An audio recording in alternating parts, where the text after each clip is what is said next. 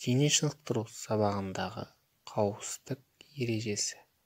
Үй жағдайындағы жаттығуларды орындау барысындағы қауіпсіздік.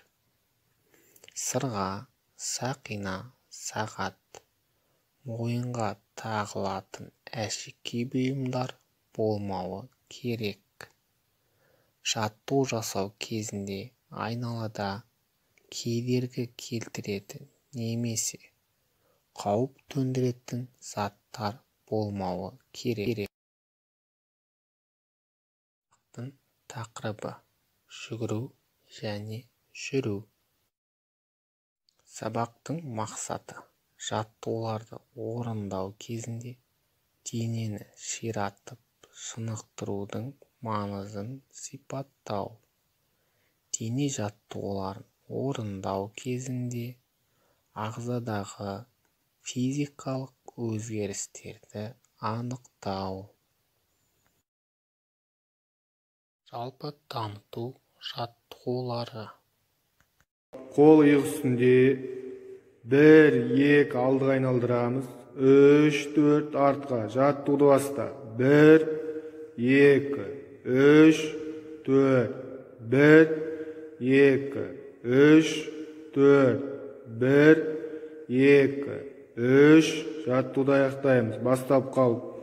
Бастапқы қалып 1 қолымыз алдыға созамыз, 2 жоғарыға, 3 жанымызға созамыз, 4 түсіреміз.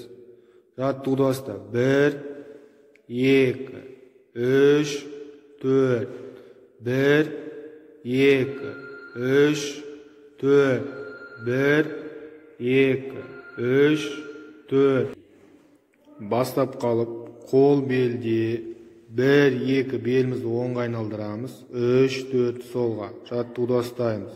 1-2-3-4 1-2-3-4 1-2-3-4 1-2-3-4 1-2-3. Жаттығуды аяқтаймыз. Бастап қалып тұрамыз. Бастап қалып, қол тізеде, аяқ қосылған, 1-2 оңға, 3-4 солға айналдырамыз. 1-2-3-4 1-2-3-4 1-2-3-4 1-2-3-4. Бастап қалыпқа тұрамыз. Жүру жаттығулары. Оқушылар, жүру жаттығулары. Табан іздерімен жүреміз. Мұқият қараймыз.